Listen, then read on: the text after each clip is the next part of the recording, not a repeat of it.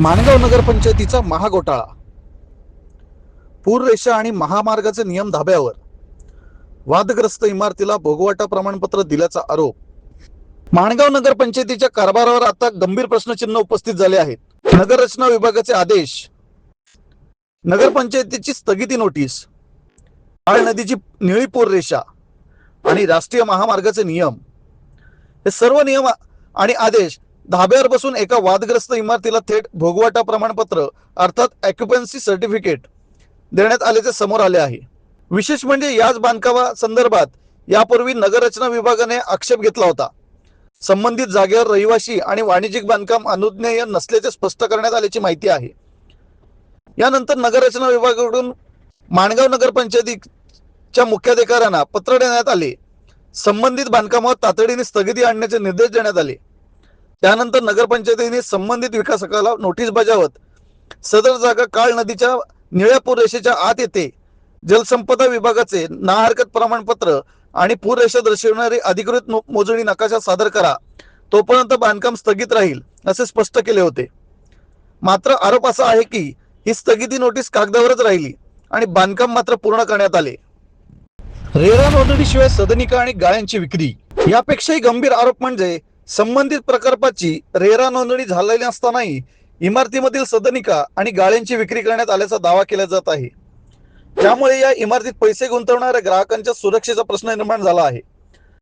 जर बांधकाम परवानगीच वादग्रस्त असेल, रेरा नोंदणी नसेल आणि जागा पुरेशीच्या आत असेल तर इमारतीला ओसी देण्यात आले कसे? आता हा सर्वात मोठा प्रश्न आहे. पूररेषेसोबत महामार्गाच्या नियमांचेही उल्लंघन. सदर इमारत काळ नदीच्या पूररेषेच्या आत असल्याचे नगररचना तसेच नगरपंचायतीने विकासाला कळवले देखील आहे. त्याचबरोबर राष्ट्रीय महामार्गाच्या बांधकाम नियमानुसार आवश्यक असलेले अंतर, बफर झोन आणि सेटबॅक यांचेही उल्लंघन झाल्याचे समोर आले आहे. भविष्यात पूरस्थिती निर्माण झाली तर या इमारतीवर रहिवाशांच्या सुरक्षेचा प्रश्न निर्माण होऊ शकतो. त्यामुळे पूररेषा, महामार्ग आणि बांधकाम नियमांची प्रत्यक्ष संयुक्त पाहणी करून चौकशी करण्याची मागणी आता होत आहे. आधी स्थगिती, नंतर ओसी. या संपूर्ण प्रकरणातील सर्वात धक्कादायक बाब म्हणजे एकीकडे बांधकामावर कारवाईची नोटीस आणि दुसरीकडे त्याच इमारतीला भोगवाटा प्रमाणपत्र.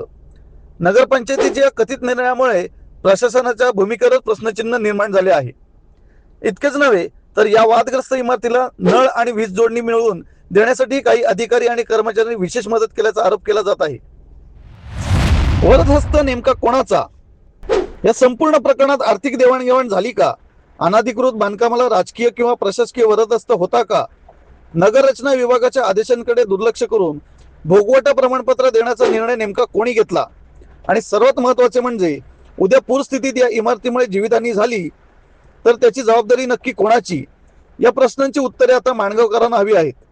संपूर्ण प्रकरणाची उच्चस्तरीय चौकशी, संबंधित कागदपत्रांची तपासणी, पूररेषेचे अधिकृत सर्वेक्षण आणि बांधकाम परवानगीपासून ओसी पर्यंतच्या संपूर्ण प्रक्रियेची चौकशी करण्यात यावी अशी मागणी होत आहे.